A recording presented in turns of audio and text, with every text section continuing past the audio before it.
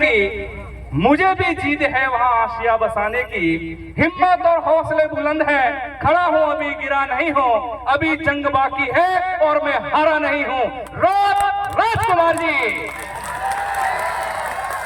सांसद डूंगरपुर बांसवाड़ा, युवा जोश, सबसे कम उम्र के राजस्थान के विधायक बने थे और आपने जनता ने अब आपको दिल्ली भेजा है, तो बिल्कुल डेफिनेट रूप से दिल्ली के अंदर यह प्रस्ताव आपके कर कमलों द्वारा बिल प्रदेश का होगा। से उम्मीद करते हैं राजकुमार जी को।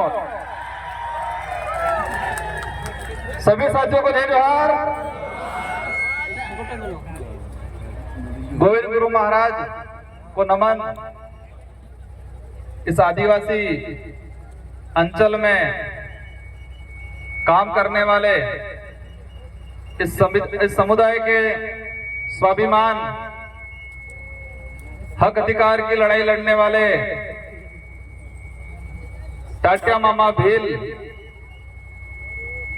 भक्ति के माध्यम से समाज में जन जागरण करने वाले संत सुरमाल महाराज, मावजी महाराज और साथ ही इस इलाके के अंदर मामा बालेश्वर, जिन्होंने आदिवासी बाहुल्य क्षेत्र के अंदर इस समाज को एकजुट करके इस समाज के लिए, हक अधिकार के लिए, स्वाभिमान के लिए अंग्रेजों से लड़ाई लड़ी, राजा रजवाड़ों से लड़ाई लड़ी। इन समस्त महापुरुषों को, इन गुरुओं को नमन करते हुए मेरी बात को शुरू करना चाहूंगा। आज ये जो कारवां बढ़ा है, रास्ते में लोग आ रहे हैं, ये किसी के बुलाई हुई भीड़ नहीं है। ये 1500 आदिवासी 17 नवंबर 1913 को जो शहीद हुए थे, उनका खून है और वो बदला लेने के लिए आई हुई है यहाँ जी। वो सपना पूरा करना है हमें। बड़े दुख की बात है कि 1913 में एक ही दिन में लाखों की जो संख्या एकत्रित हुई थी गोविंद गुरु महाराज के नेतृत्व में, इसी पहाड़ी पे, इसी पहाड़ों पे आसपास के। और उस समय तत्कालीन जो राजा रजवाड़े अंग्रेजों की मदद से गोलियां चलाई और इस नरसंहार में इस पहाड़ी पे महिला भी थी, बच्चे भी थे, बड़े बुजुर्ग भी थे, जवान भी थे। और एक ही दिन में अगर 1500 लोग, 1500 के करीब लोग एक साथ मरते हैं,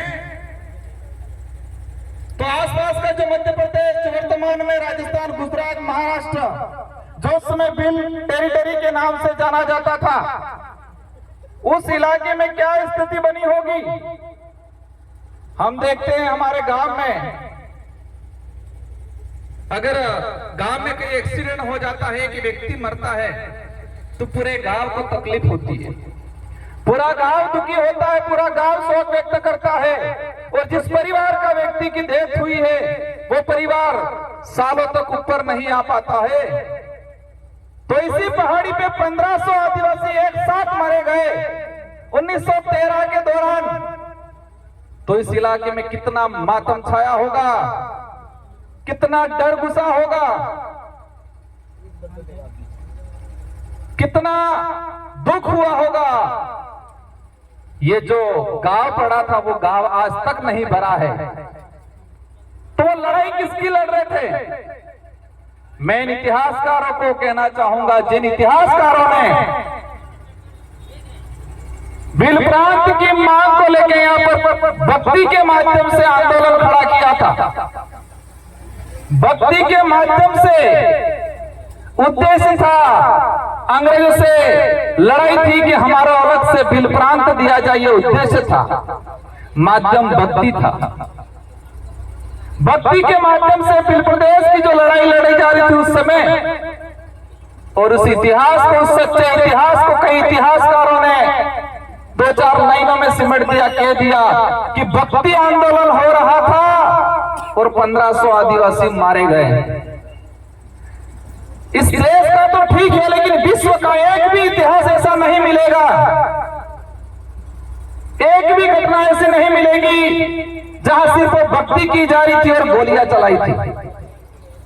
आपने किने गले उतरे, अगर हमारे पूर्वज सिर्फ नर्क बजाता, भजन करता, सिर्फ भक्ति करता, तो क्या इस बात से अंग्रेजों को दिक्कत थी क्या? भक्ति करने से सिर्फ दिक्कत नहीं थी, लेकिन भक्ति के माध्यम से समाज को जागरूक करके अलग बिलराज कायम कर रहे थे, उस बात से हम लोगों को दिक्कत थी। लेकिन इस इतिहास को बदल दिया गया, उस इतिहास को दबा दिया गया। मैं इस विचारधारा को धन्यवाद देना चाहूंगा, इस विचारधारा की शुरुआत में काम करने वाले लोगों को धन्यवाद देना चाहूंगा, जिसकी बदौलत दबा हुआ इतिहास वापस उजागर हुआ और आज लाखों की संख्या में इसी पहाड़ी पे ये कारवां खड़ा हुआ है। इस कारवां के साथ हर समुदाय का व्यक्ति यहाँ प्रतिनिधित्व कर रहा है, माइनॉरिटी का भी है, एससी समुदाय का भी है, ओबीसी का है, कई जनरल के भाई भी हैं। हमारे साथ वो हर व्यक्ति है जो मानवता में विश्वास करता है, जिसके अंदर छुआछूत है, भेदभाव है, जिसके अंदर शोषण की भावना है, वो व्यक्ति इस विचारधारा का हमेशा विरोध करेगा। जिस व्यक्ति के अंदर ये भावना है शोषण की, छुआछूत की, शोषण की, वो व्यक्ति हमेशा हमारा विरोध करेगा और हम भी ऐसे लोगों को विरोध करते रहेंगे हमेशा के लिए। हर उस व्यक्ति का, हर उस समाज का सम्मान करेंगे, हर उस व्यक्ति का सम्मान करेंगे जो मानवता में विश्वास रखता हो, जो छुआछूत में विश्वास नहीं रखता हो, जो शोषण में विश्वास नहीं रखता हो। इन सभी लोगों का, उन सभी समाज का हम सम्मान करेंगे। हमारे पूर्वज भी करते आए थे और हम भी करेंगे, लेकिन अब वो वक्त नहीं रहा है। शोषण होता आया है समाज में, बिल प्रदेश की मांग है, कई लोग चाहते हैं, पूछते हैं क्यों। दुख की बात यह है कि हमारे भी समाज के, इस समाज का सर्टिफिकेट लगा के अधिकारी, कर्मचारी, नेता बन जाते हैं और वो ये भूल जाते हैं कि मैं किस सर्टिफिकेट लगाने की वजह से। मैं ये उनकी योग्यता पर सवाल खड़ा नहीं करना चाहता, लेकिन आदिवासी समुदाय का वो व्यक्ति अगर कहे कि मैंने आदिवासी का सर्टिफिकेट नहीं लगाया और मैं सिर्फ मेरी योग्यता से आगे बढ़ा, ऐसा कोई माई का लाल हो तो बताओ। दुख होता है जिस समाज का सर्टिफिकेट लगा के बड़ा पेट करके बैठते हैं, बड़े अधिकारियों की पोस्ट पे बैठते हैं, लेकिन उस समाज का आदमी उनके पास जाता है तो वो हीन भावना से देखते हैं। लेकिन वो वक्त भी आ गया है कि ऐसे लोगों को भी समाज समय आने पे समाज के बीच में नहीं बैठने देगा और उनके अंतिम संस्कार में 4 लोग भी उनको कंधा देने वाले नहीं मिलेंगे। ये वक्त भी आ रहा है। आज जो समाज की स्थिति बनी हुई है, बिल प्रदेश की डिमांड इसलिए है, बिल प्रदेश नहीं बनने से हमारा आदिवासी समुदाय कुछ राजस्थान में हो गया, कुछ मध्य प्रदेश में, कुछ महाराष्ट्र में, कुछ इधर गुजरात में अंदर, और उसी की वजह से हमारा समुदाय 4 हिस्सों में, 4 राज्यों में बटा। उस वजह से हमारी संस्कृति का विनाश होने के कंगार पे चली गई, हमारा इतिहास दबा दिया गया और हमारा जो भौगोलिक क्षेत्र है, इस भौगोलिक भूखंड के अंदर जो खनिज है, उन खनिजों को निकाल के 4 राज्यों का राजकोष में जमा किया और आदिवासियों को इसका फायदा आज तक नहीं मिला। सबसे बड़ी बात यह है, देश के अंदर कुपोषण का आंकड़ा निकाल के देखें, देश में कुपोषित इलाका अगर आता है, रेड इलाका, तो यही बिल प्रदेश की टेरिटरी जो वर्तमान में 4 राज्यों में बटा हुआ है, उसी इलाके के अंदर भुखमरी है, कुपोषण है, अशिक्षा है। और उसके जिम्मेदार उस समय तत्कालीन जो लोग राज्यों का पुनर्गठन करते थे, राज्यों का निर्माण करते थे, उन लोगों ने इस समुदाय के साथ अन्याय किया गया है। कई लोग कहते हैं कि नई पार्टियां, नई विचारधारा के लोग इस मांग को कर रहे हैं। हम तो 1913 में जो गोविंद गुरु महाराज ने जो मांग रखी थी, जिनके लिए 1500 आदिवासी शहीद हुए थे, उसी मांग को हम आगे बढ़ा रहे हैं। हम कोई नया काम नहीं कर रहे हैं। और इस बात को लेके कांग्रेस के भी कई नेताओं ने ये बात रखी है, और वर्तमान में टीएडी मंत्री, और देखा है मैंने राष्ट्रीय पार्टियों के अंदर टीएडी मंत्री वो बनाया जाता है जो किसी के इशारे पे चलता है, उनको पर्ची पकड़ा दी जाती है और उनसे पढ़वा दिया जाता है। ऊपर माल उन्होंने खाली रे बिल्कुल अणा ऊपर माल जाते कि नहीं बोली। नंदलाल जी मीणा टीएडी मंत्री थे, भाजपा से ही बिलोंग करते थे। उन्होंने खुद ने कहा था बिल प्रदेश बनना चाहिए, तो बाबूलाल जी आप कौन सी खेत की मूली हो जो आज कह रहे हो नहीं बनना चाहिए। कई नेताओं ने, कांतिलाल जी पुरिया मध्य प्रदेश से, उन्होंने आपकी बात रखी थी। गुजरात के कई नेताओं ने बात रखी है, और राहुल गांधी जी खुद यहां बोल के गए हैं कि आदिवासी इस देश का मूल मालिक है। तो क्या है बाबूलाल जी उनसे भी ऊपर चले गए, ऐसा लग रहा है मुझे। मैं कई बार कहता हूं, आज यहां पर जो आए हैं वो गरीब परिवार से आदमी आया है। इस आंदोलन में, इस कार्य में जो पहुंचा है गरीब परिवार से, जिसके पास पैसा नहीं है, दौलत नहीं है, बड़े बड़े बंगले नहीं है, गाड़ियां नहीं है, लेकिन वो यहां पर आया है क्योंकि उसका जमीन जिंदा है। इसका जमीन जिंदा है, उनके अंदर ये है कि मुझे आत्म स्वाभिमान की लड़ाई लड़नी है, मेरे पूर्वजों का अधूरा सपना पूरा करना है, ये दिमाग में।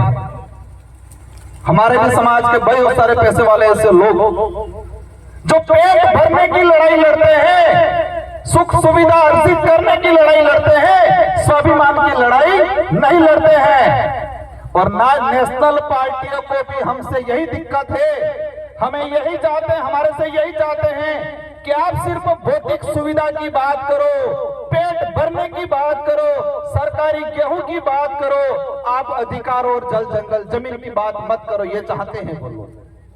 हम सिर्फ 2 रुपये गेहूं की बात करेंगे, हम रोटी कपड़े मकान की बात करेंगे। अगर यही बात करते हैं तो किसी पार्टी वालों को हमसे दिक्कत नहीं है, लेकिन हम जल जंगल जमीन की बात करते हैं उनको दिक्कत हो जाती है। हम धर्म की बात करते हैं उनको दिक्कत हो जाती है, और धर्म की बात करते ही पूरे आग बबूला हो जाते, पूरा फपड़ जाते हैं ये लोग। फपड़ते नहीं फपड़ते, मदन दिलावर जी फपड़ गए थे, लेकिन आज पता था मानगढ़ की धरती पे आदिवासी समुदाय एकजुट हो रहा है, और उनकी पार्टी का ऊपर से प्रेशर था, और 2 महीनों बाद उनको कहना पड़ा कि मैं खुद आदिवासी हूं, मेरे पापा दादा सीतामाता अभ्यारण्य में रहते थे, ये बोल के चले गए। प्रतापगढ़ वाले साथियों, खोजना पड़ेगा उनके बाप दादा सीतामाता अभ्यारण्य में कहां रहते थे, क्या वो भी झूठ बोला है कि नहीं बोला, इस पर भी अब जांच कराएंगे हम लोग। इनको छोड़ने वाला नहीं है। उस कौम को छेड़ा तुमने, जिस कौम ने अंग्रेजों से लोहा लिया, मुगलों से लोहा लिया, राजा रजवाड़ों से लोहा लिया, ये बात अलग है। हमारा समुदाय भोला है, सीधा है, हम दयालु हैं। इसी बात का कई लोगों ने हमारे साथ फायदा उठाया है, लेकिन अब वक्त नहीं रहा, हम चतुर हो गए हैं, सावधान हो गए हैं। अब ये लड़ाई लड़ने वाले हम सिर्फ नेता एमएलए एमपी बनाने तक सीमित रहने वाले नहीं है। जिस तरह गोविंद गुरु महाराज का भक्ति के माध्यम से बिलराज कायम करने का उद्देश्य था, इसी तरह हम भी हमारा एमएलए एमपी बनाने के माध्यम से बिलराज कायम करने का हमारा जो लक्ष्य है वो पूरा करने वाले हैं। मैं इस कमांडाल में विराजमान सारे साथियों से अनुरोध करना चाहूंगा, हम यहाँ पर आ गए, तालियां बजा दी, हमने 2 सेल्फियां ले ली, इंस्टाग्राम पे चढ़ा दिया, वहां तक सीमित नहीं रहना है। सबसे पहले हम सबको मजबूत होना है, और मजबूत दिमाग से होना है। क्योंकि कई बार हम कहते हैं आंख से अंधा है, कानों से बहरा है, इसको हम समझा सकते हैं, लेकिन दिमाग से अंधा है, उसका इलाज नहीं हो सकता है। आंख से अंधा है, कानों से अंधा बहरा है, पैर से विकलांग है, हाथ से विकलांग है, उसको हम रास्ता दिखा सकते हैं, वो बात मान लेगा। लेकिन जो दिमाग से विकलांग है, उसका इलाज नहीं है। तो हमारे आसपास भी ध्यान रखना है, दिमाग से विकलांग कौन है। और देखा है ये राष्ट्रीय पार्टी वाले अधिकतर दिमाग से विकलांग हैं। उनको पर्चियां पकड़ाई जाती है, उनको बुलवाया जाता है, उनको खुद को नहीं पता है हम क्या बोल रहे हैं, क्योंकि वो दिमाग से विकलांग है। अगर दिमाग से विकलांग नहीं होते तो अपने विवेक से ये सही है गलत है, बाबूलाल जी आज कह रहे हैं, लेकिन इनको ये नहीं पता कि नंदलाल जी मीणा खुद चाहते थे बिल प्रदेश बनना चाहिए और कई बार उन्होंने ये स्टेटमेंट दिया गया क्योंकि वो दिमाग से विकलांग। हम सबको पढ़ाई करनी है और मैं इस मंच से कहना चाह रहा हूं, केंद्र सरकार से बहुत जल्दी बिल प्रदेश को लेके एक कमेटी गठित करके इसका एक क्राइटेरिया कितना है, इसके हमारे लिए पूरी कमेटी गठित करके काम कराने की कोशिश रहेगी बहुत जल्दी। और साथ ही आप लोगों को भी हमारे बच्चों को पढ़ाना है क्योंकि शिक्षा ही वही हथियार है। अब गोलियों से या बंदूकों से या तीर कमान से काम हमारी कल्चर से जुड़ा रहेगा, वो अब लड़ाई कलम से लड़ी जाएगी। हमें पढ़ाई करनी है, खा पी के मजबूत रहना है और आसपास के जो दिमाग से विकलांग है उनको समझाने की कोशिश करनी है। आज जो वर्तमान स्थिति बनी हुई है, धर्म की बात को लेकर चिढ़ते हैं हम लोगों से। मुझे लग रहा है संचालक महोदय साहब